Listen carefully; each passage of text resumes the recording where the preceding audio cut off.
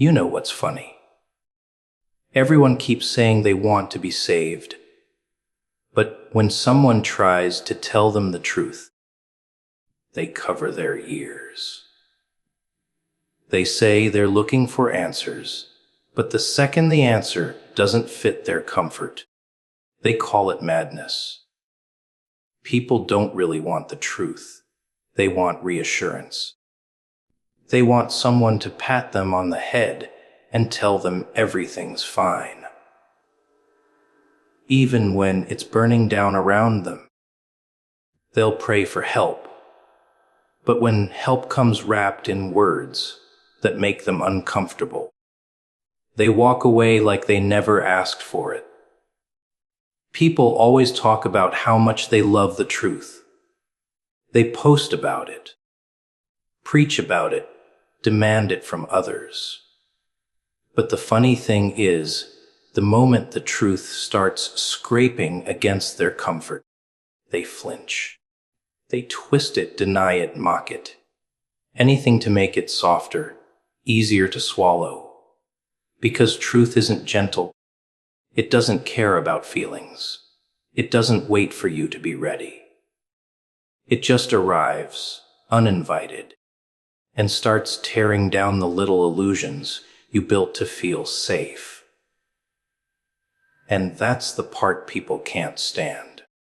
They say they want the truth, but what they really want is validation dressed up as honesty.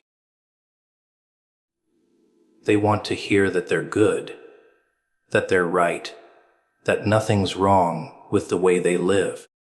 They want the truth to make them feel powerful, not exposed. So when truth actually shows up in all its raw, uncomfortable, brutal glory, they call it cruel. They call it negative. They say, that's too much. Because deep down, they know it's pointing to something real.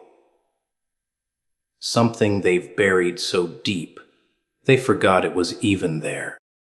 And that's the beauty of the lie. Lies are comforting. They're warm. They're easy to hold. They whisper, you're fine just as you are.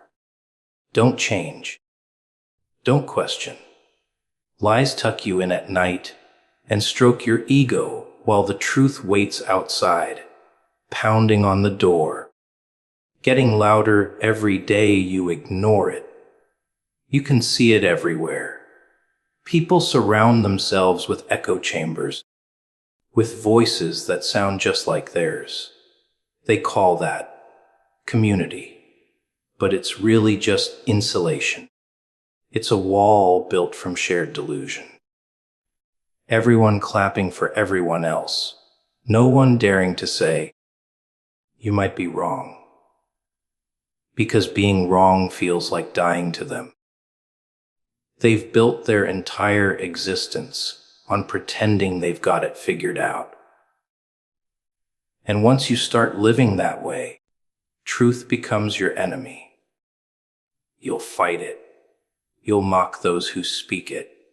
You'll label them crazy, dramatic, dangerous.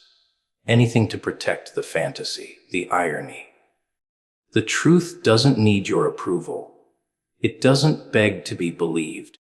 It just waits. Patiently. It knows that one day the lie will crumble under its own weight. Because it always does. The lie's biggest weakness is that it requires maintenance. You have to keep feeding it. More denial, more distractions, more fake smiles. But the truth, it stands there, silent, solid, unmoving. It doesn't age, doesn't rot. It just waits for the moment you get tired of pretending. And when that moment comes, it hits you all at once. Like waking up from a dream that felt too real. You start seeing through the people, the patterns, the routines you once trusted. You realize how much of your life was spent running in circles, chasing illusions just to avoid looking at yourself. And that's when it clicks. Truth was never hiding.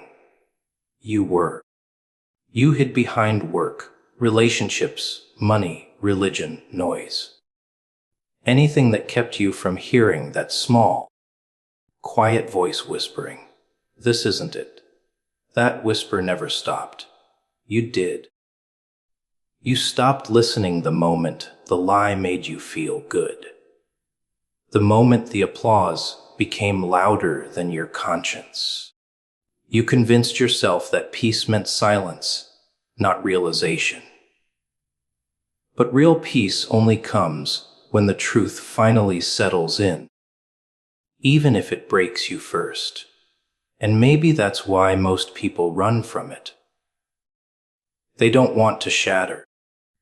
They'd rather live in a carefully painted illusion than rebuild from the ruins of reality. But here's the cruel joke. Truth doesn't care whether you're ready or not.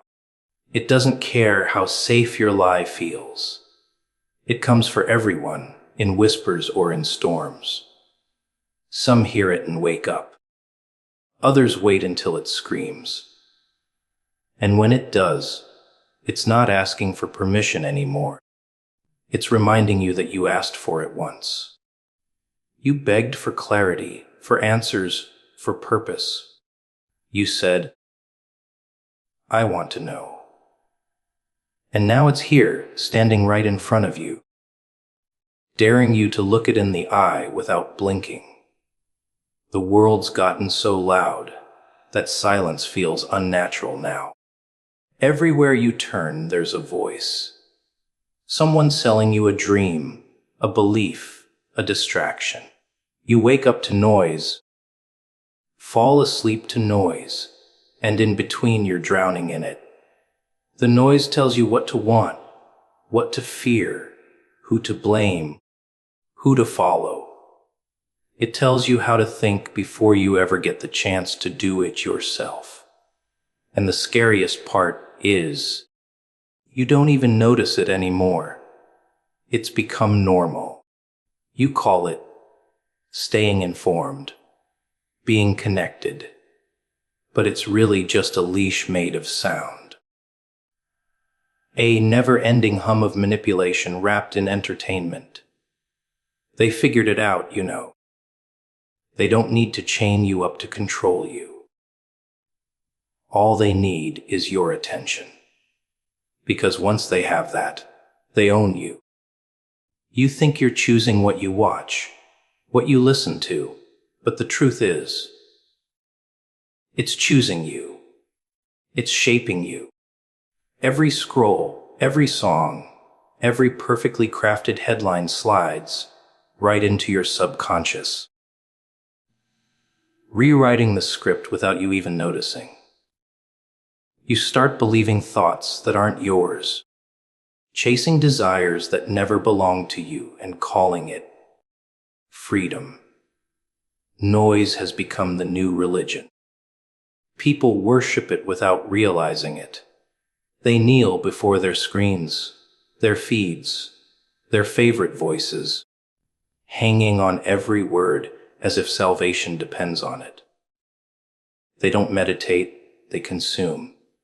They don't think, they react. They don't seek truth, they seek validation in the form of likes, comments, applause.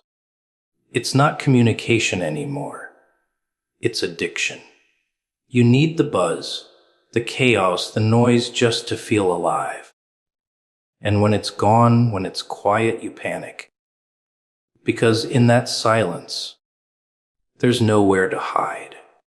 You ever notice how uncomfortable people get when things go quiet?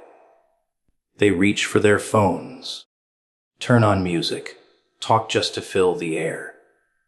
Because silence exposes things the noise covers up. It forces you to hear your own thoughts, to face yourself without filters. And that's terrifying for most. The noise tells you you're fine, that everything's okay, that you're doing what you're supposed to. But the silence doesn't lie. It whispers what you already know, but refuse to admit. It asks questions you've been too afraid to answer. And maybe that's why it's been replaced. The system doesn't want you to think. It wants you to consume. Because a thinking person is dangerous. A quiet person, even worse. Silence gives birth to awareness, and awareness breaks control. That's why everywhere you go, there's a hum of distraction waiting for you. Flashing lights, endless music, meaningless chatter, all designed to keep your mind busy enough to never wander into the dangerous territory of self-reflection. You think you're free. But when was the last time you sat in silence and actually felt it? Not the fake piece of zoning out, but the heavy kind. The one that makes you realize how much of your life has been stolen by noise. The one that makes you notice the emptiness you've been filling with constant stimulation. People avoid that feeling like death. They'll run to anything. Social media, work gossip, even misery, just to stay distracted. Because deep down, they know if they stop listening to the world for long enough, they might finally hear themselves. And that's the one voice the system doesn't want you to find. Because once you do, once you hear that inner whisper again, the noise loses its power. You start seeing through the games, the manipulation, the endless circus of opinions that were never yours. You start realizing how much of your life was designed to keep you obedient, scared, predictable, and it makes you angry at first. Angry that you were fooled, angry that you played along. But that anger fades into something stronger, a quiet kind of clarity, the kind that can't be bought or influenced. That's when you understand why they keep turning the volume up. They can't afford for you to wake up. They can't risk you remembering what silence feels like, because silence isn't empty. It's full of truth, full of power, full of everything they told you didn't exist inside you. And once you rediscover it, you can't go back to noise. It starts to sound fake, forced, hollow. The same voices that used to guide you now just echo like static. And the moment that happens, you become something the world can't manipulate anymore. Someone who listens, but not to them. Someone who finally hears what's real beneath the noise. Silence. It's funny how people claim to crave peace, but the second they get it, they scramble to fill it. They say they want quiet minds, calm hearts. But when the world goes still, when the noise stops, they can't handle what starts speaking inside them. Because silence isn't empty. It's brutally honest. It doesn't lie, doesn't flatter, doesn't play along. It shows you what the noise has been hiding all this time. And most people don't want to see that.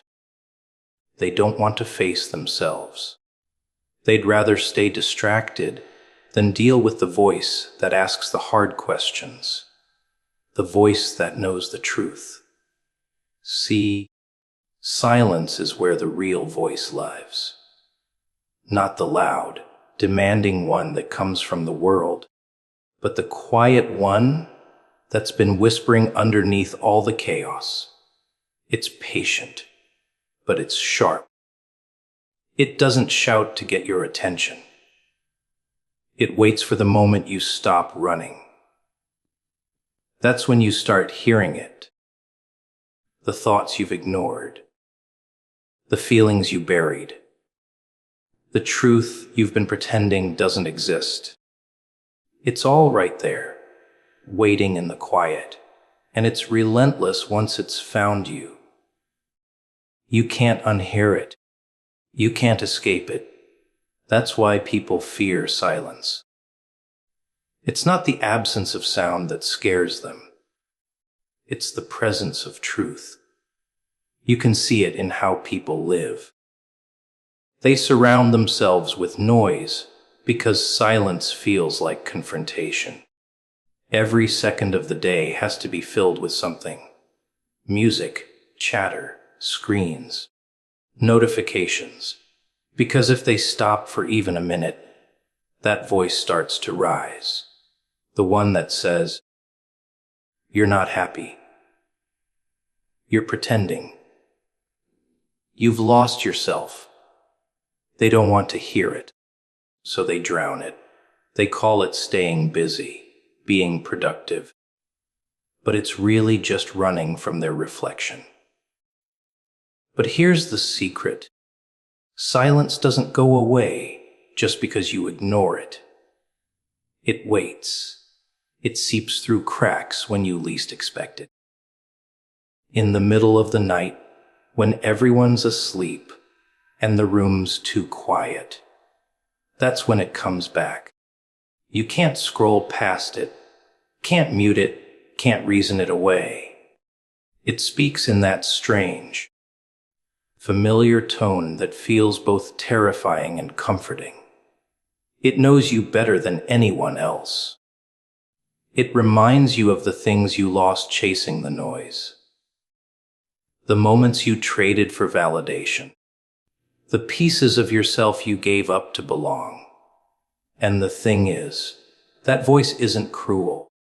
It's not trying to break you. It's trying to wake you. But waking up hurts, doesn't it?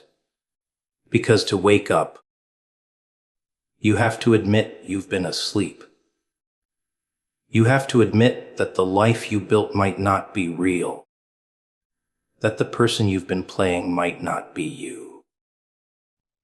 Silence forces you to look in the mirror without the filters, without the applause, without the illusion. It strips everything away until all that's left is you. The raw, unedited version. The one the world never got to meet because you were too busy being what they wanted. That's why silence feels heavy. It's not emptiness. It's truth pressing down on you, waiting to be acknowledged. And the moment you stop fighting it, something strange happens. You start hearing things differently. The world doesn't sound the same anymore. The noise loses its flavor. The opinions of others don't sting like they used to. You start realizing how much power you gave away by letting the noise define you.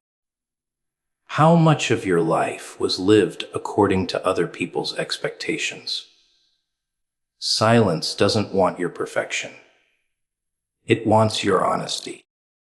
It wants you to stop performing, to stop explaining, to stop pretending you're okay when you're not. It invites you to sit in the stillness, to let the discomfort burn through all the lies you told yourself just to survive. It's not pleasant. It's not peaceful. It's raw. It's ugly. It's real. But it's also where transformation begins, because nothing real grows in noise. Growth needs space, quiet, and truth. That's why so few people ever find themselves. They're too afraid to face what silence will show them. They think peace means escaping the noise. But true peace comes from surviving the silence. From sitting in it long enough to understand it. From realizing that the voice inside you wasn't your enemy. It was your only friend brave enough to tell you the truth.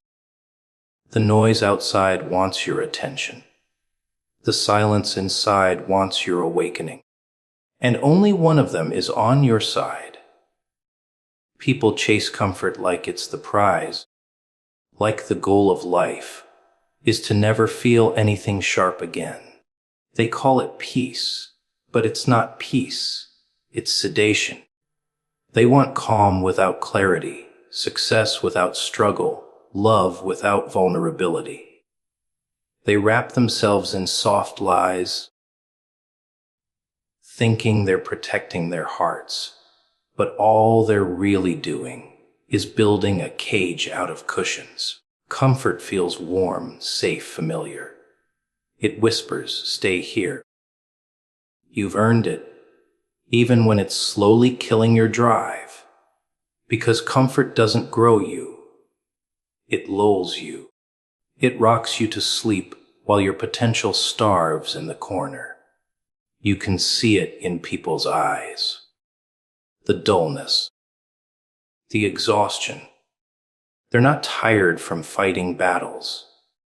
They're tired from avoiding them. They've convinced themselves that peace means stillness, when in truth, it's motion that keeps you alive. They stopped chasing, stopped questioning, stopped risking because the unknown made them sweat. They call that maturity, wisdom being content. But it's not.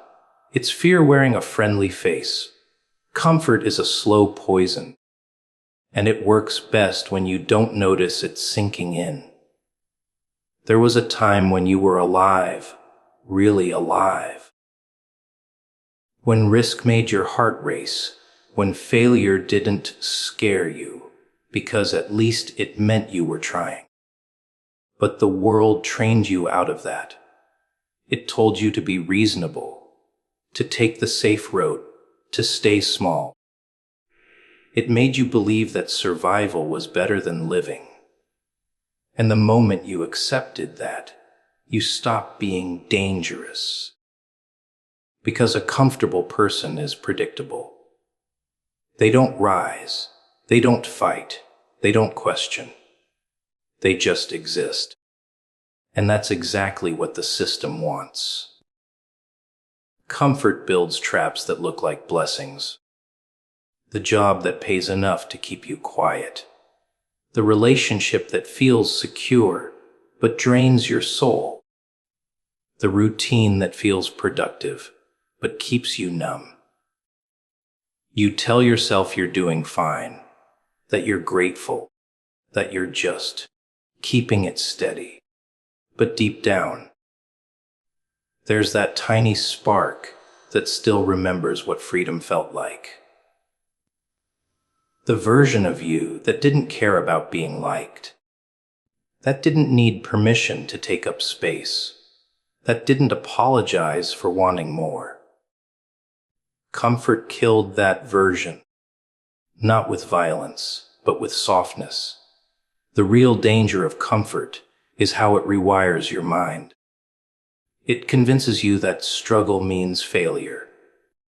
That discomfort means something's wrong. But discomfort is the only thing that ever made you grow. It's the burn that makes you stronger. The fear that sharpens your focus. The pain that teaches you who you are. The moment you stop running toward challenges, you start decaying. You begin to shrink into the version of yourself that fits neatly inside the life you've settled for. And once that happens, you start defending your cage. You call it home. You convince yourself that the walls are keeping you safe, when they're really just keeping you small. People talk about freedom like it's something someone gives you. But freedom doesn't come wrapped in comfort. It comes wrapped in chaos. It demands sacrifice. It makes you lose sleep. It breaks your pride. It forces you to face everything you've been hiding from. That's why most people never find it. Because freedom and comfort can't live in the same room. One has to die for the other to survive. The cruelest part. Comfort doesn't take everything from you at once. It takes it piece by piece. First, it takes your hunger, then your curiosity, then your courage, and before you know it, you wake up one day and realize you've built a life that looks complete but feels hollow. You've achieved everything you thought would make you happy, and yet, something's missing. That something is the fire that comfort slowly smothered while you were too afraid to disturb the peace. And that's the joke of it all. People spend their lives chasing comfort, only to realize it was never the goal. Because real fulfillment doesn't come from safety. It comes from struggle, from uncertainty, from walking through fear and coming out stronger. The world will tell you that comfort is happiness, but that's the biggest lie of all. Happiness isn't the absence of discomfort. It's the mastery of it. It's the ability to stand in the storm and smile because you know it's shaping you. Comfort wants you still. Growth wants you awake. And only one of them keeps you alive. Freedom isn't a gift. It's a consequence. And the moment you stop pretending you're free, that's when you start tasting what it actually means to be alive. People think freedom is about doing whatever they want, going wherever they please, answering to no one. But that's not freedom. That's noise dressed up as liberation. Real freedom starts the moment you stop lying to yourself. The moment you stop performing for approval. The moment you stop chasing validation like a hungry dog waiting for scraps. The moment you stop pretending that the world owes you peace while you refuse to fight for it. Most people never reach that point because pretending is easier. It's safer. They convince themselves that they're free because they have choices, but those choices are already chosen for them. They're given paths that all lead to the same cage. Different walls, same chains. They call that control, normal life. They decorate it, glamorize it, post about it, and call it success. But deep down, they know something feels off. The smile feels heavier than it should. The laughter feels rehearsed. The days blend together because they're not living. They're repeating. And when you repeat long enough, you start to forget who you were before the repetition began. You forget what made you wild, unpredictable, raw. You forget the sound of your own voice when you spoke from conviction, not fear. The world teaches you to trade your authenticity for acceptance. And you take that deal, thinking it'll make you happy. But happiness built on pretending isn't happiness. It's performance.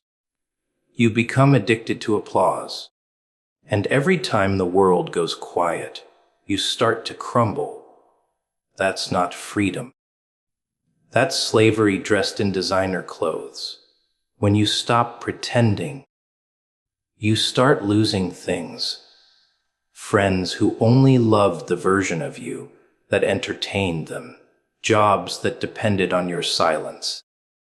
Comfort that relied on your blindness. Everything begins to fall apart, and that's when most people run back to pretending, because truth feels too heavy, it costs too much. But what they don't realize is that losing all of that isn't the end. It's the beginning. Every loss burns away a layer of the lie. Every rejection cuts another chain. Every broken illusion makes room for something real to finally grow. And that's when you start to see it. Freedom isn't found in control, it's found in surrender. Not the kind of surrender that means giving up, but the kind that means letting go of the image you've been protecting, the illusion of perfection, the fake calm, the desperate need to look unshaken.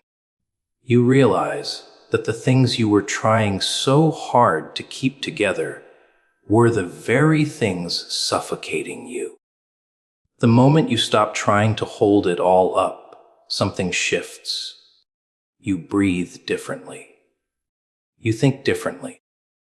You start seeing people for what they are, not what they show. You start seeing yourself for what you've become and what you could still be. The world doesn't want you free. It wants you comfortable enough to comply, scared enough to stay in line. It rewards obedience and calls it discipline. It punishes individuality and calls it arrogance. But the truth is, the ones who break away are always the ones who finally stop pretending. The ones who say, no more. Not to others, but to themselves, to the fake smiles, the polite lies, the endless need to be liked. They choose authenticity over approval, and that's what makes them untouchable. Because when you have nothing left to hide, there's nothing left to use against you. But don't get it twisted. Freedom isn't pretty. It's messy, lonely, uncomfortable. It strips away everything fake until you're left staring at the raw version of yourself, the one you've been avoiding. It demands pain, patience, and honesty. But in that rawness, you find something you didn't know you were missing. Peace. Not the peace that comes from everything being okay, but the kind that comes from knowing you can handle it when it's not. The moment you stop pretending, you stop chasing people who never saw you. You stop fighting battles that were never yours. You stop apologizing for existing. You walk differently. You speak differently. There's a weight that falls off your shoulders, one that you didn't even know you were carrying. You stop needing to explain yourself because you finally understand yourself. You stop trying to be understood by a world that thrives on confusion.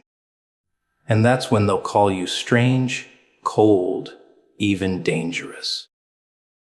But that's only because they can't control you anymore. Freedom doesn't come from changing the world. It comes from no longer letting the world change you. It's not about rebellion for the sake of rebellion. It's about remembering who you were before you were told who to be. The world will beg you to keep pretending because your authenticity threatens everything built on illusion. But the moment you drop the mask, you stop belonging to them. You belong to yourself again. And that's the kind of power they can't touch.